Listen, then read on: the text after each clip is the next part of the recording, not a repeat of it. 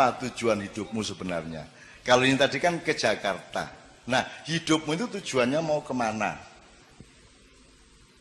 Masa depan itu berapa puluh tahun menurut kamu? Nomor 2. Kalau kamu denger-denger di kampung, di masyarakat, di pasar, di RT, RW, di rumahan, di mana-mana, sepengetahuanmu tujuan hidupnya masyarakat umumnya itu apa? Jadi nek tujuanmu dewe apa, nek tujuan masyarakat umum apa? Itu aja yang saya ingin Anda menjawab. Siapa 3 orang? 1, maju mas, tolong mikrofonnya diatur sebelah sini sama sebelah sini. 2 orang, 1 orang. Monggo mas, 1 silakan maju langsung mas. Ya moderator, saya minta sampean memimpin ini, memimpin. Putih. Wah iki. 3 orang. Berarti 3 orang, tolong angkat tangan. Tolong angkat tangan, 3 orang. 1, 2. Ini dah 2. Belakang, itu. Maju mas. Oke, bon beres nih. Yang belakang pelan-pelan maju mas.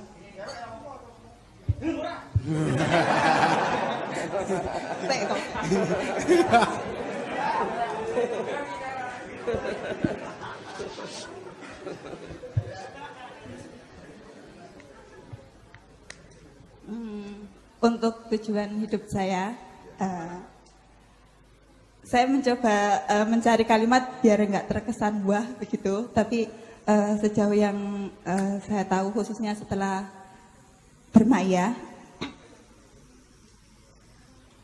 setelah yang saya dapat dari maya, iya untuk mencari ridho Allah. Nah proses, lah kamu sendiri sudah ridho belum sama? Nah itu dia pertanyaannya kan ada. Bagaimananya dan seterusnya nanti dulu. Pokoknya tujuan ini Jakartamu ya apa? Oke, ridho. Bismillah, ridho Allah. Jakartamu adalah ridho Allah, gitu ya. Semarangmu? Semarangnya? Kan dari Semarang baru kalau ke Jakarta. Awalnya di sini, maaf. Gini ya, tadi kan sudah saya jelaskan. Supaya ke Jakarta kan semua yang kamu lakukan kan yang rasional untuk ke Jakarta, misalnya tuku tiket pesawat, apa tiket bis nang Jakarta, ora malah tuku tiket nang Surabaya, kan gitu kan? Kue ora njur nggawa jaran, kok tunggangi nang Jakarta mau bisa angkot, kan gitu kan? Jadi kan apa yang dilakukan seseorang tergantung tujuannya, ngerti nggak?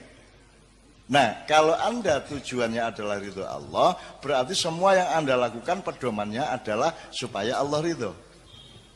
Apa aja, dalam rumah tangga, di pekerjaan, di tetangga, di manapun saja, selalu pedoman utamanya adalah supaya mendapat ridho Allah. Oke. Pertanyaan kedua untuk setiap orang, kalau masyarakat umum jan-jane sing digoleki iki apa? Nek didelok perilakune. Iya itu.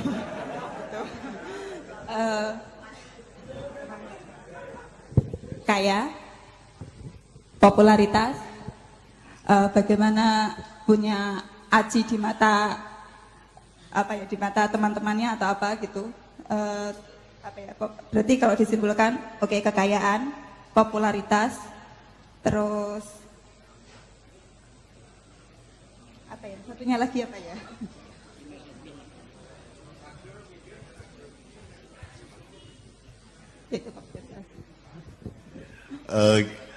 Cukup dulu Mawon. Tolong yang akurat. Jadi ridho Allah, ya. Nah masyarakat umum itu golek apa?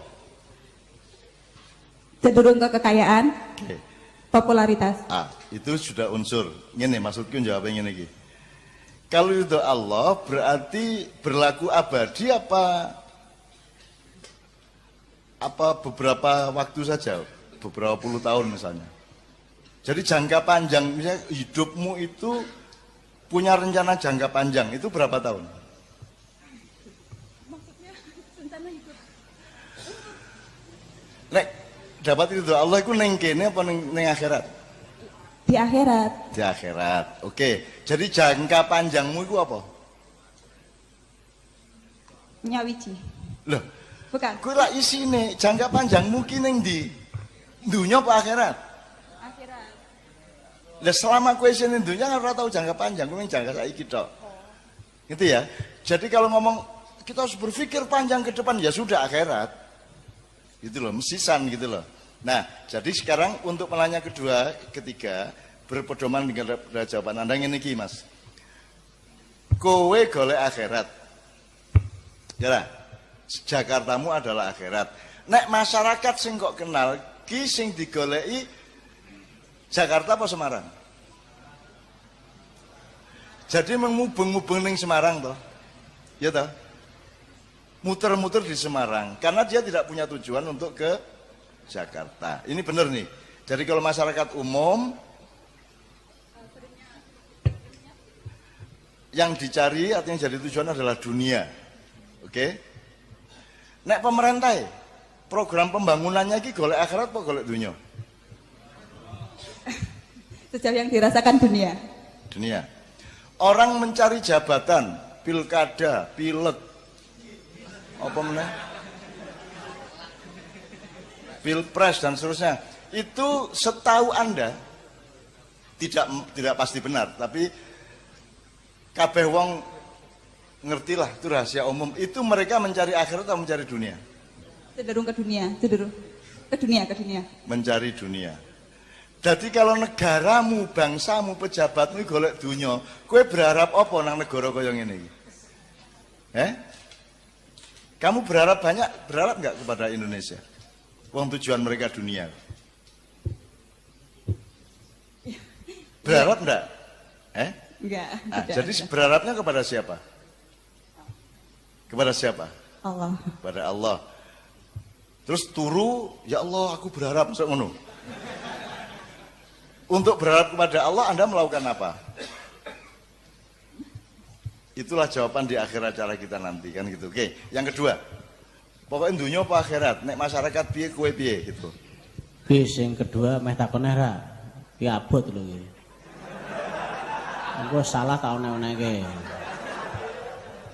Kok meden-medeni to marang wedi. Assalamualaikum warahmatullahi wabarakatuh. Saya Nuryadi dari Maneges Kudro. Oh. Iya. Tentang tujuan hidup saya adalah kematian atau hidup yang sejati setelah setelah mati itu. Terus awal dari titik awalnya itu adalah kelahiran kita itu. Tujuan pada masyarakat yang umum adalah untuk mendapatkan pekerjaan atau keduniaan, sensasi, penghargaan, popularitas, dan lain sebagainya. Saya Sanudin dari Brebes. Jakarta saya itu ya Allah itu sendiri. Jakarta saya itu Allah, dan Semarang saya itu ya Allah itu sendiri. Kemudian berapa lama kehidupan saya? Menurut saya adalah abadi. Nah, kemudian yang dicari oleh masyarakat sekitar, menurut saya tujuan masyarakat sekitar adalah kendaraan itu sendiri, bukan Jakartanya. Menurut saya. Gitu, Cak.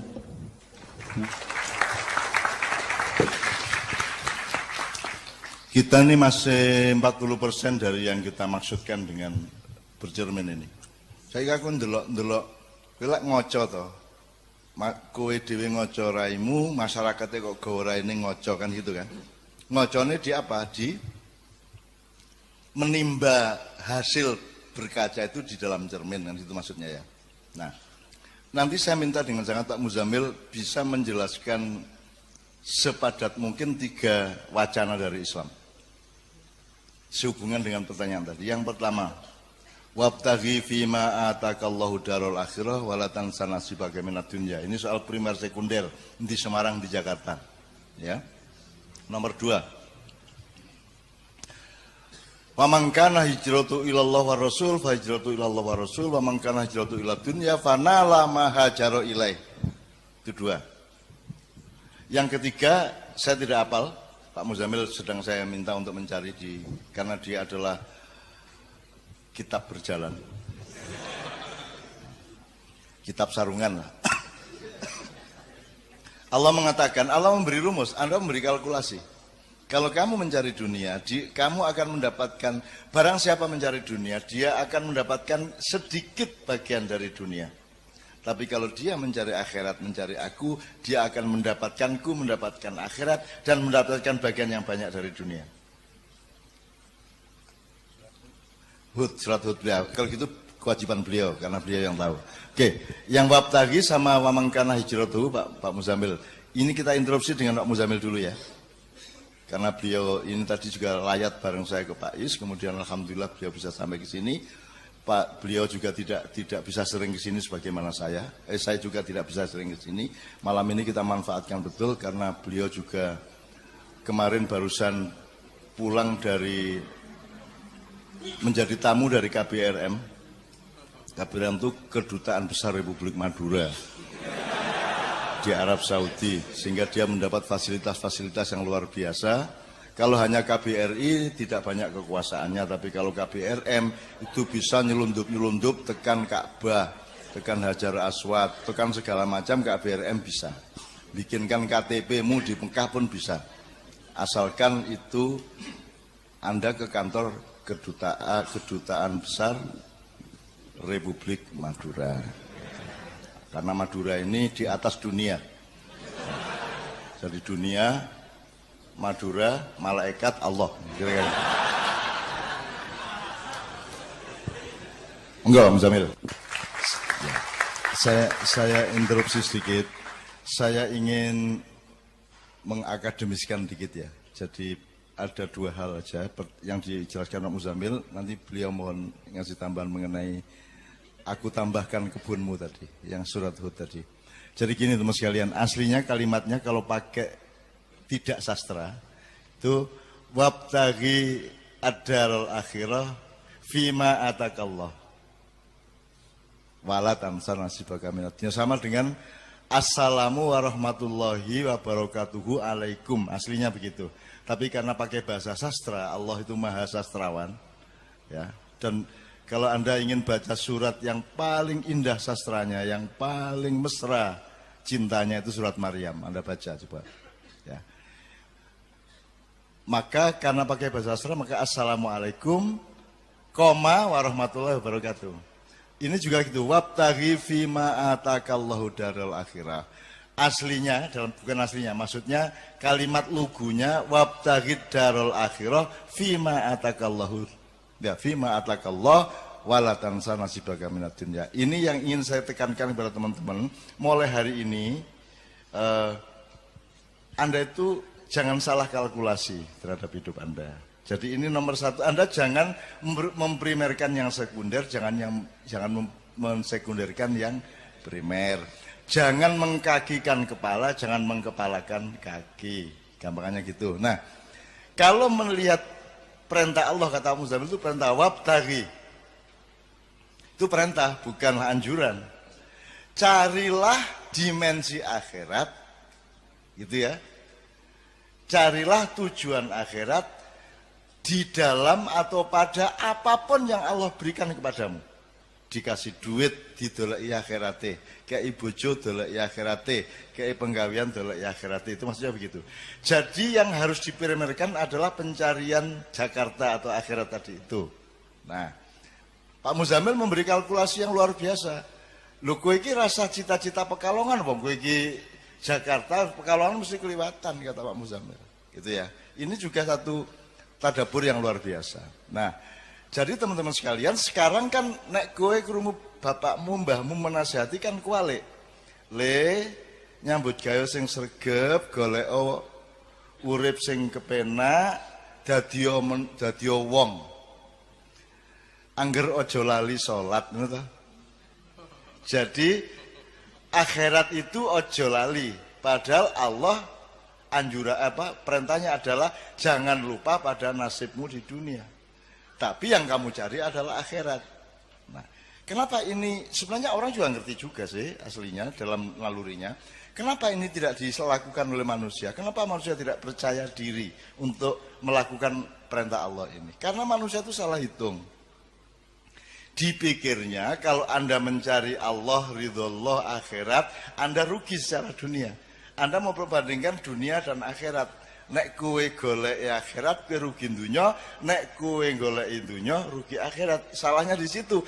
Padahal Pekalongan yang disebut dunia tadi adalah bagian dari perjalanan Semarang ke Jakarta. Jadi kalau Anda mencari akhirat, itu Anda bukan hanya tidak rugi dunia, dapat tambahan dunia. Dapat tambahan. Seumur hidup. Tadi saya cerita banyak di layatan di takziah tadi kepada Pak Muzamil mengenai hidup saya sejak kecil. Saya tidak peduli, saya tidak sedih diusir dari pesantren Gontor. Saya tidak sedih dikeluarkan dari sekolah dan seterusnya. Saya tidak pernah frustrasi karena masalah-masalah keduniaan. Ayah saya meninggal dunia pada umur 49 tahun dalam keadaan rumah kami, tanah kami semua sudah bukan milik kami. Hutang kita sudah, kalau sekarang mungkin miliaran ya. Dan kita tidak mungkin mampu membayar. Ayah saya punya anak 15, saya nomor 4 ya.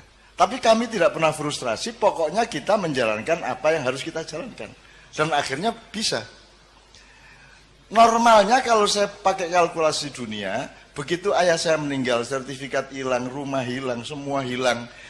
Dan ibu saya dengan bayinya hanya tidur di atas tikar dan tanpa bantal. Jangankan kursi, jangankan kayu, jangankan almari, semua sudah dijual untuk makan. Tinggal tikar dan sewek. Jadi kalau berdiri seweknya tinggal gendong anak, nek turu ya seweknya tinggal bantal. Itu ibu saya.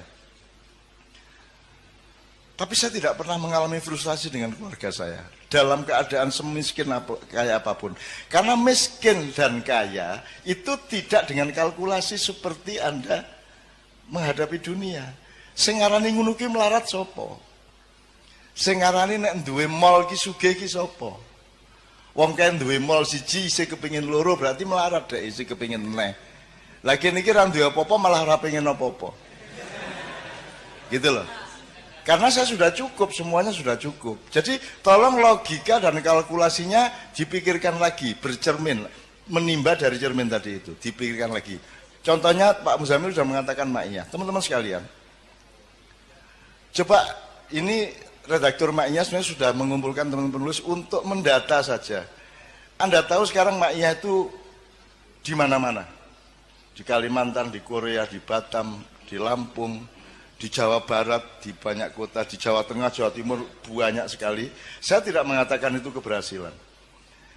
Ada orang ngelompok, kayak ngene iki nganti jam 3 esuk, itu tidak mungkin ciptaan manusia.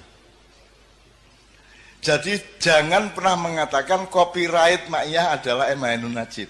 Tidak, saya tidak mampu bikin Ma'iyah. Jangankan bikin, mencita-citakan atau memimpikan, membayangkan pun tidak berani saya. Bahwa akan ada orang duduk di hadapan saya jam 9 malam sampai jam 3 pagi.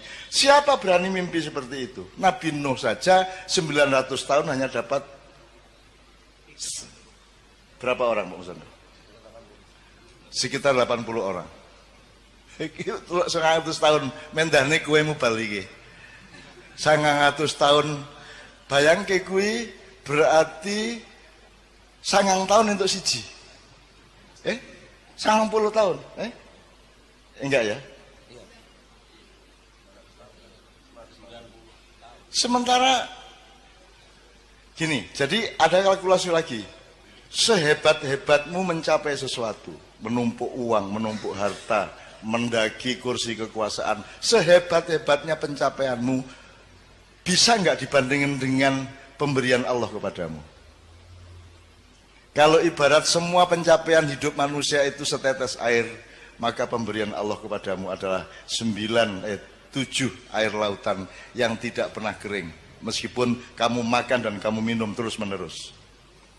Jadi sehebat-hebat apa yang bisa saya capai di dunia, sepinter apapun, sedahsyat apapun saya ini, tapi tidak bisa mencapai 0,1% dibanding yang Allah kasih kepada saya. Contohnya Ma'iyah ini. Dan ini hanya salah satu. Kita sudah mendata macam-macam yang Allah kasih kepada saya, ya. Meskipun saya tidak boleh memakannya sendirian, dan Anda memakannya beramai-ramai seluruh dunia. Aku dhewe ora wani gawe kaya ngene iki sapa? Aja meneh kok Ma'iyahan orang nganggo panggung. Ora ana wong sak donya, Mas. Acara kok langsung dep-depan ngene iki, ora ana. Tur ora ana hiasane kek opo kek ora ana. Ora ana kembang pot ning kene apa ora ana. Kita ini tidak macak, kita ini tidak berlagak. Sekarang ini kan Indonesia diisi wong sing macak gagah, macak alim, macak apik, macak merakyat, padahal tidak. Betul enggak? Macak ayu berarti ora ayu. Macak ganteng berarti ora ganteng. Macak sugih padahal berarti miskin. Dan sekarang macak-macak semua. Nah, teman sekalian, Anda lihat Gambang ini berapa tahun? 18 tahun. Mau coba syafaat 19 tahun. Kenduri cinta 17 tahun. Dan lain-lain. Padang bulan yang mengawali ini semua itu sudah 25 tahun. 25 tahun. Anda bisa hitung. Sekarang Anda minta tolong teman-teman IO atau akuntan, hitung biayanya. Tidak usah biaya seluruh Ma'iyahan, biaya perjalanan saya. Biaya perjalanan saya untuk Ma'iyahan selama 25 tahun ini. Bensinnya berapa, sangunya berapa, sak piturute. Pernahkah kita mikirin biaya itu? Pernahkah kita? Allah kasih semuanya. Allah memberi orang jurono udan duit ya orang. Tapi melalui cahaya yang disinarkan kepada hatimu, sehingga ada sing urun di kaca itu ono sing ben kaca nggawa karpet. Coba. Jadi karpetnya kaca itu uga banget. Ki suwe-suwe dadi agen karpet di Ma'iyah. Karena dia bersyukur. Dan kalau ini yang kelihatan mata aja luar biasa rahmat Allah yang saya tidak mungkin mampu membuat, teman-teman sekalian. Tidak mungkin. Ya. Belum lagi yang aneh-aneh. Jamaah Ma'iyah yang bukan jamaah Ma'iyah langsung itu jumlahnya mungkin 1000 kali lipat daripada jumlah jamaah Ma'iyah yang saya bisa lihat. Dan yang namanya YouTubers itu, ya Allah. Kuwi ya wong Jawa, ya wong Batak, ya wong Sunda, ya wong Madura, ya Cina, ya bule, ya wong Arab, ya Sunni, ya Syiah, macam-macam, ya congklang, segala macam. Mereka jamaah Ma'iyah, termasuk kiai-kiai. Dan ada yang anak dari Semarang kalau tidak salah. Semarang apa Solo, itu Ma'iyahan ke Jombang itu naik motor sendirian dan dia masih SMA kelas 2 beragama Katolik.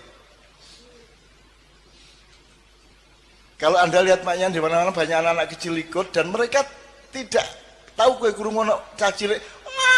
Ora tahu toh? Ora tahu. Pernah kamu melihat ada Ma'iyahan pakai penjagaan keamanan? Al-Bansur wal Kokam? Tidak pernah ada.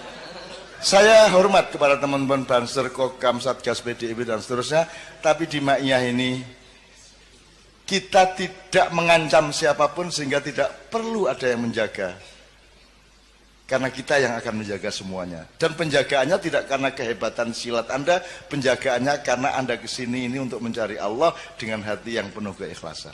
Maka itu adalah keamanan yang seaman-amannya.